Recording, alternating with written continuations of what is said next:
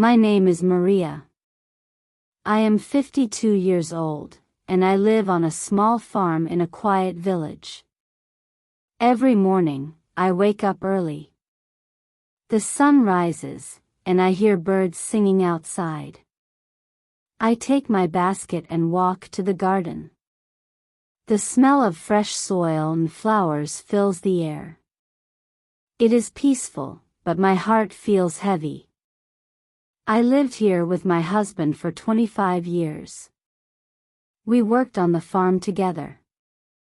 At first, we were happy. But slowly, things changed. He became distant. He stopped talking to me and started criticizing everything I did.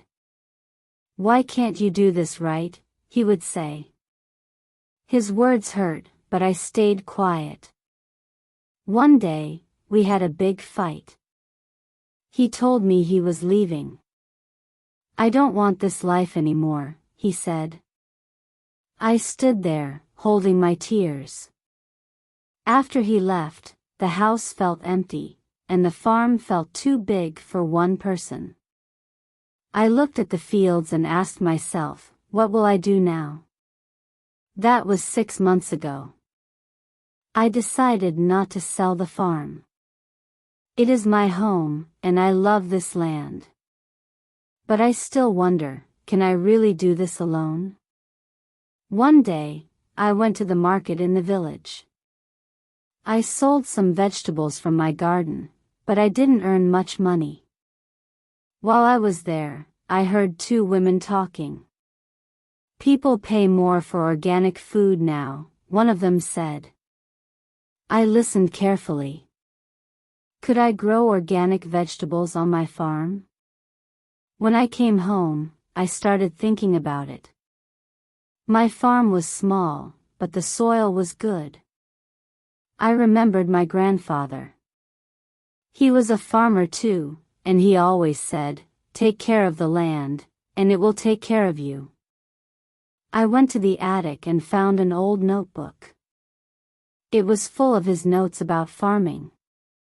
I started reading the notebook every night. It had ideas about growing healthy crops without chemicals.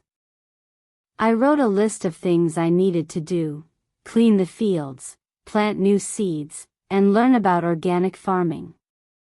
It was a lot of work, but I felt excited. For the first time in months, I had hope. As I walked around the farm the next morning, I saw a tiny flower growing between the rocks. It was small but strong. I smiled and thought, if this flower can grow here, maybe I can grow something too. I picked up my tools and said to myself, let's try. I worked harder than ever. Every day, I cleaned the fields, pulled out weeds, and planted seeds. My hands were rough, and my back ached, but I didn't stop. I thought about my plan, to grow fresh, organic vegetables. I told a few neighbors about my idea, but they didn't believe in me. "Why are you doing this, Maria?" one of them asked. "It's too much work for one person." At first, it was difficult. I didn't know much about organic farming, so I made mistakes. I watered the plants too much, and some of them didn't grow. One morning, I woke up and saw that the lettuce had wilted. I sat down in the garden and cried. Maybe they are right, I thought.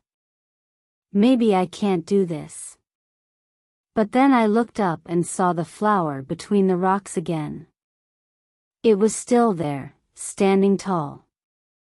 I wiped my tears and said, I will try again. I read more of my grandfather's notebook and learned how to take better care of the plants. Slowly, the garden started to change. Green leaves grew, and small vegetables appeared. The first time I picked a ripe tomato, I felt proud. I held it in my hand and smiled. It was small, but it was a sign that my hard work was paying off. This is just the beginning, I said to myself. When the vegetables were ready, I packed them into boxes and took them to the village market. I was nervous. What if no one buys them? I thought. But when people saw the fresh, bright vegetables, they started asking questions. Are these organic? One woman asked. Yes, I said with a smile. From my small farm. At first, a few people bought them. Then more came. By the end of the day, I had sold everything. I couldn't believe it. On my way home, I thought about how much the farm had changed. The fields were green again, and I was starting to feel stronger. A few weeks later, I heard about a big farmer's market in the city. It was far, but I wanted to try. I packed my best vegetables and drove there early in the morning. The market was huge, with many sellers and customers. I set up my small stall and waited. At first, no one stopped. I felt scared and almost left. But then a man walked up. These look fresh, he said. He bought a bag of carrots and thanked me. Soon, more people came. They asked about my farm, and I repeated, it's small, but I grow everything with care. By the end of the day, I had sold everything again. Before leaving, a man from a grocery store came to my stall. He gave me his card and said, we need organic vegetables like these. Let's talk about a business deal. I held the card in my hand, feeling a mix of excitement and fear. Could this be the next step for my farm? When I got home from the city, I sat on the porch and looked at the fields. The air was cool, and the sky was painted with soft orange and pink colors. I thought about how far I had come. 6 months ago, I felt lost. Now, the farm was full of life, and I had new opportunities ahead. I held the business card from the grocery store and smiled. Hard work pays off, I said softly. I thought about my grandfather and his old notebook. His words stayed with me, take care of the land, and it will take care of you. He was right. To all of you listening to my story, I want to ask, what is your dream? Maybe you are afraid to start. Maybe you think it's too hard. But remember, every small step matters. Like the tiny flower between the rocks, you can grow even in tough places. Now, I have a challenge for you. Think of something you want to do. Write it down. Then take one small step today. Share your step in the comments, and let's support each other. As I look at the farm, I feel proud.